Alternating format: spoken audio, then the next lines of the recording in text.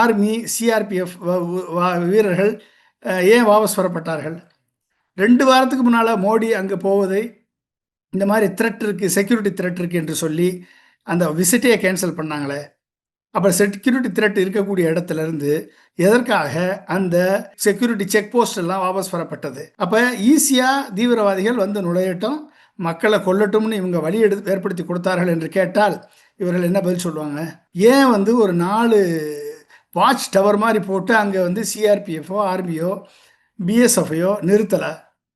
இந்த உள்துறை அமைச்சகம் ஏன் நிறுத்தல? சரி, சுட்டுட்டு போனானே, அவனை ஏன் தப்பிக்க விட்டீங்க? அப்ப பிடிக்கிறதுக்கு உங்கள்ட்ட சுற்று பகுதியில சுத்தி ஒரு 100 கிலோமீட்டருக்கு எந்த ஆளுமே ஒர்க் பண்ணலையா? எந்த போலீஸுமே இல்லையா? செக் போஸ்ட்டே இல்லையா?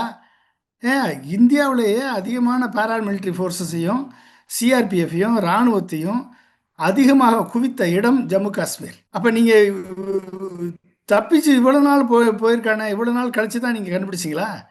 அந்த 3 பேரையும்? இந்த கேள்விகளுக்கெல்லாம் பதில் இருக்கா? யாரை வேணாலும் சுடலாம், சுட்டுட்டு நாங்கள் பஹல்காம் தீவிரவாதிகளை வென்று விட்டோம், ஆப்ரேஷன் சிந்தூர் மூலம் நாங்கள் வந்து பிரதமர் மோடி